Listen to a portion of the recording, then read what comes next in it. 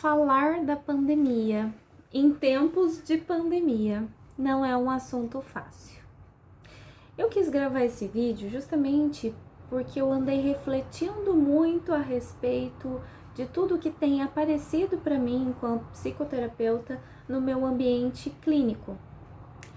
E aí a gente pode refletir muitas coisas a respeito desse momento em que todos nós estamos vivenciando, que é a pandemia, né? O que esse momento gerou. E ao mesmo tempo a gente pode falar de fatos relacionados a psicopatologias que se agravaram, a saúde emocional em tempos de pandemia. Eu sou Michele Ribeiro, jornalista e psicóloga, especialista em relacionamentos e comunicação. Já vai deixando o seu like, compartilhe esse vídeo e se inscreva no canal.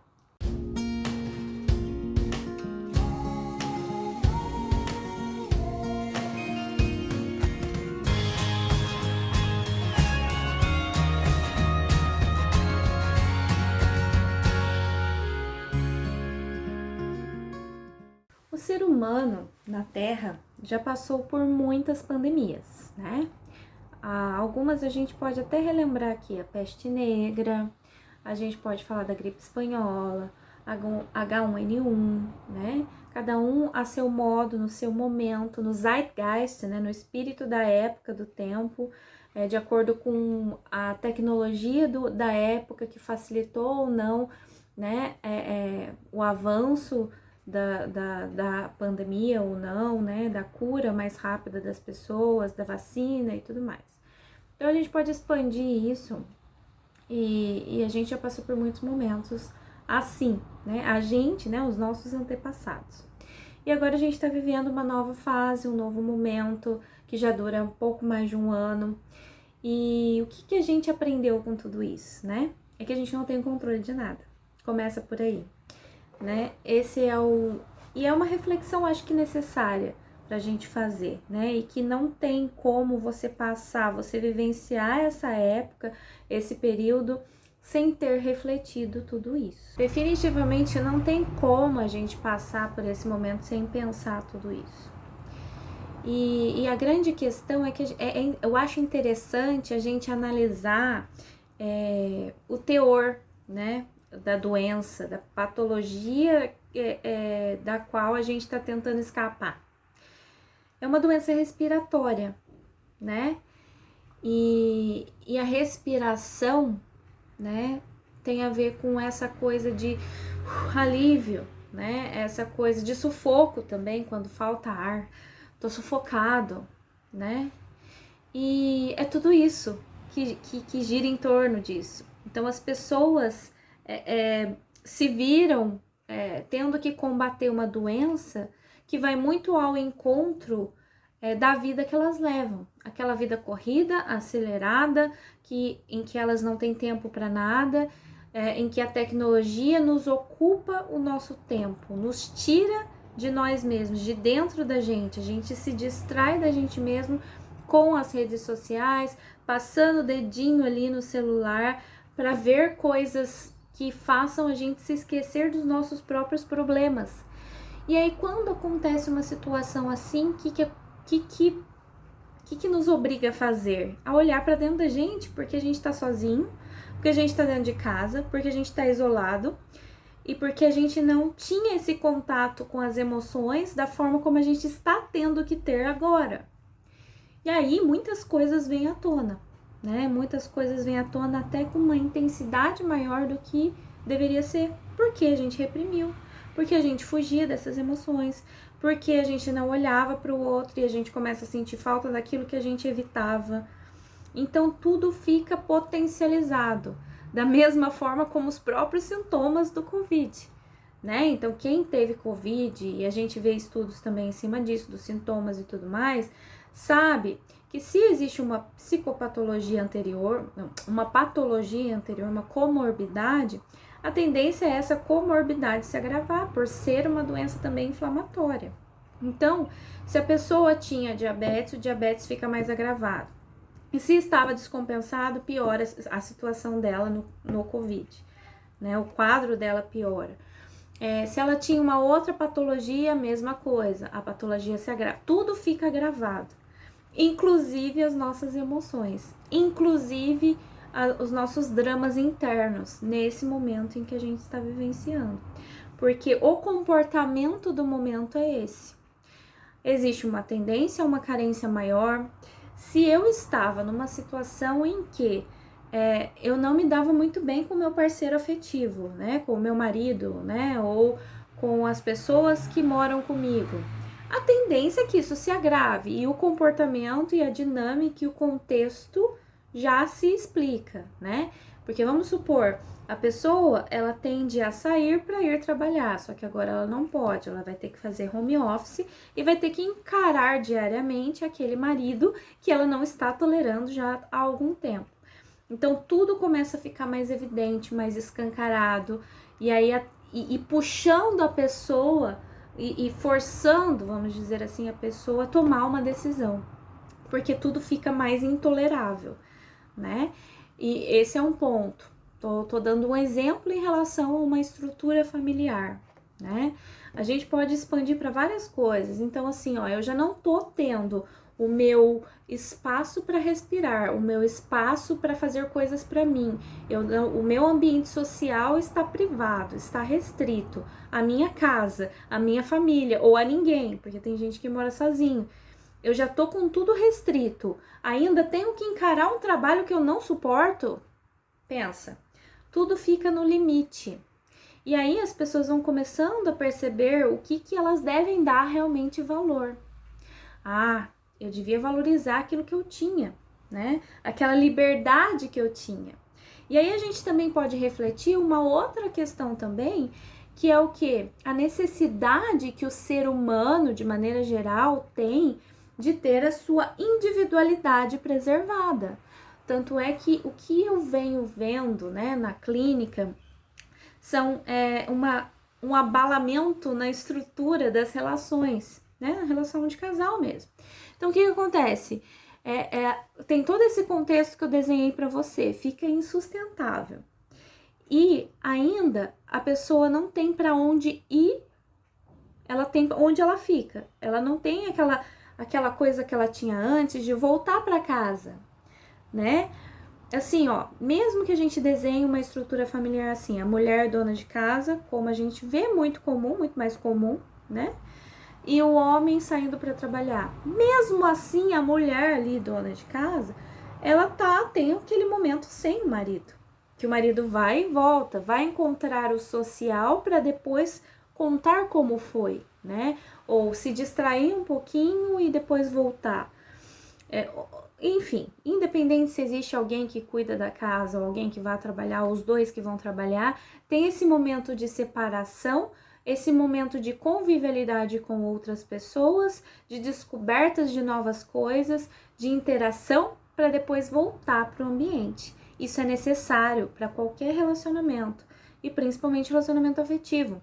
Só que a gente viu que isso ficou restrito na pandemia. Isso não acontecia mais, porque a gente se obrigou a ficar dentro de casa. Né? As coisas foram se afrouxando com o tempo, mas a gente também percebeu aí uma nova tendência acontecendo.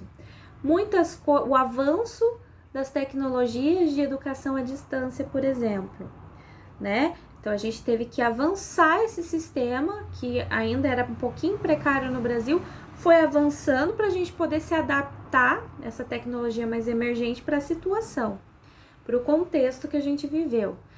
E aí muita coisa acabou se desenvolvendo, muitos empregos foram perdidos, então a gente vivenciou muitos lutos, e não só lutos de morte pela Covid, ou de pessoas próximas morrendo. Imagine o caos emocional, né? A saúde emocional da pessoa, vendo pessoas morrerem, no começo um pouco mais distantes, lá na China, depois foi chegando perto, depois quando você viu, já estava aqui, ó, vizinho aqui do lado, a família, irmão, pai, enfim. Então, o caos se transformou, a culpa também aumentou. Será que eu colaborei com a morte dessa pessoa, que era muito querida para mim, que eu amava? Será que eu me cuidei o suficiente para evitar essa morte? E aí acontece o aumento da culpa, acontece toda essa situação, né? Então é interessante a gente refletir em todo o contexto dessas mudanças que estão acontecendo em decorrência de uma situação que a gente não tem controle, né? E é aí que a gente aprende, ó, eu não tenho controle de nada. Eu preciso aceitar as coisas como elas acontecem, para eu poder viver melhor, para eu poder ser feliz. Se eu fico brigando contra os acontecimentos, brigando com aquilo que eu não tenho controle, eu vou sofrer. E é essa lição que a gente está aprendendo agora, né? A questão que eu estava falando antes, da educação à distância. A gente teve que se adaptar a tudo isso, né? As novas tecnologias, a frieza da tecnologia. A gente começa se eu tinha já uma dificuldade com habilidades sociais, essa dificuldade tende a aumentar, né? Porque eu vou ficar ali só no digital, né? Tem pessoas que têm dificuldade de interação e vão ficar só escutando o outro falar e não vão interagir. E fica muito mais fácil de se esconder por trás de um computador, de um celular. Então a gente vê muito o isolamento acontecendo. E a gente sabe que o isolamento, ele favorece o aumento da carência. E a carência afetiva, enfim, a carência, ela é suprida com a interação social. Então, se eu me isolo, eu começo a ficar mais carente. E eu começo a pensar em coisas que talvez antes eu não pensasse, porque eu interagia mais, né? E esse momento também puxa a gente para uma outra reflexão, que é de que se eu era uma pessoa extremamente ativa, agora eu tô tendo que pisar no freio um pouquinho. E esse ato de pisar no freio me faz entrar em contato com dores que eu não queria olhar. Porque às vezes esse excesso de atividades que eu tenho no meu dia a dia funciona como um preenchimento de vazios. Eu não sei lidar com essa dor, então eu não quero olhar para ela. Deixa eu ver gente, deixa eu fazer coisas, deixa eu buscar coisas para eu fazer. Então, vão acontecendo situações que vão fazendo com que a gente entre em contato com aquilo que a gente não queria entrar. E aí a gente tem um aumento da depressão, um aumento da ansiedade. Quem já tinha depressão, isso tende a se agravar. Quem já tinha ansiedade ou algum transtorno de ansiedade, isso também tende a se agravar. E ainda a gente tem estudos dizendo que a ansiedade e a depressão são consequências ou sequelas do Covid. E aí a gente fica pensando, será que o sofrimento aumentou, né? Eu tô tendo que lidar com perdas, eu tô tendo que lidar com situações que eu não queria lidar, eu tô tendo que entrar em contato com as minhas próprias emoções, eu tô tendo que entrar em contato com outro que é diferente de mim, obrigatoriamente dentro de casa. Como que fica? Pra onde eu vou correr? Aí eu vou ter crise de ansiedade, vou ter ataque de pânico, né? Crise de ansiedade, eu vou ter um agravo da depressão, eu vou sofrer muito, vai doer. O que eu faço agora? É interessante a gente olhar para esse cenário, né, que a gente está vivenciando dessa forma, né? Pensando também que tem um outro ser humano sempre do outro lado, né? E no dia a dia, quando a gente não tem um problema tão sério, tão grave como esse, a gente não se obriga tanto a pensar no outro quanto agora a gente tem se obrigado, né? No sentido assim, olha, se eu não cuidar de mim porque eu não ligo para minha saúde mesmo, eu vou ter que cuidar de mim obrigatoriamente para cuidar da saúde do outro. Porque se eu não usar máscara e eu pegar, eu não tô nem aí comigo, mas eu vou ter que estar aí com o outro. Em muitos lugares instalaram situações relacionadas a multas e etc. para conscientizar as pessoas em relação a essa solidariedade. A gente viu isso acontecer e está vendo ainda. Pensamentos contrários, aquela imposição de pensamento, a minha verdade é a melhor, a minha verdade é a verdade, a sua verdade não é verdade. Aquelas polarizações de ideias acontecendo, mesmo em meio a um caos no sistema de saúde. Então a gente está vendo uma série de coisas acontecendo e a gente está fazendo uma bagunça dentro da gente por conta desse misto de emoções. São emoções contraditórias, são emoções de culpa, são emoções de tristeza, de sufoco, de raiva. É um luto cotidiano que a gente tem vivenciado, né? A gente tá vivenciando um luto coletivo. E é um luto coletivo não só por mortes por assim dizer, né? Literalmente mortes, mas é um luto por perdas diversas que a gente tá passando, né? Eu não sei o quanto isso tá claro para vocês que eu tô dizendo, mas luto porque eu perdi um emprego, porque agora eu tenho que me adaptar a essas mudanças todas tecnológicas, porque se eu sou uma pessoa de idade, tenho dificuldade com tecnologia, agora eu tenho que aprender. Se eu não gosto de falar por videochamada, eu tenho que aprender, porque senão eu vou ficar mal, porque eu não vou falar com ninguém. Se eu tenho dificuldade de lidar com meu marido, eu vou ter que encarar ele agora. Eu vou ter que me entender com ele, ou então eu vou ter que me separar. E a gente tá vendo muitas separações acontecendo em decorrência dessa situação. E ela não, na verdade, essas separações não aconteceram em decorrência disso. Elas aconteceram porque já estava insustentável e a tendência das pessoas é colocar os problemas embaixo do tapete, não encarar, e quando elas se veem de frente com um problema, elas têm que encarar e resolver. Porque ou elas resolvem, porque se elas não resolverem, elas vão sofrer o dobro do que elas estão sofrendo por terem que encarar aquilo que elas não encaravam antes, que é a dor dentro delas. Tudo fica gigante nesse momento. E esse é um pouco do cenário que eu tenho visto, né, que eu tenho encontrado na clínica, na psicoterapia. E também fico vendo, né, isso também me faz refletir no quanto a saúde mental tem sido valorizada, tem sido encarada como importante nesse momento. Como nunca as pessoas encararam, justamente por essa fuga, né? Por achar que é irrelevante, é só uma ansiedadezinha, é só uma tristeza, só se distrair, é só buscar. As pessoas tinham o hábito de falar, busca o que fazer, dá uma utilidade para ela que passa. Mas a gente vê que a depressão é uma doença que mata, né? Se não for tratada, se não for valorizada, se não for cuidada, a pessoa pode se matar. Porque ela não aguenta a dor de tão dolorida que tá dentro dela, que ela não suporta, que ela quer tirar a vida, porque ela acha que é a única saída. Então a gente tá vendo que é um assunto sério.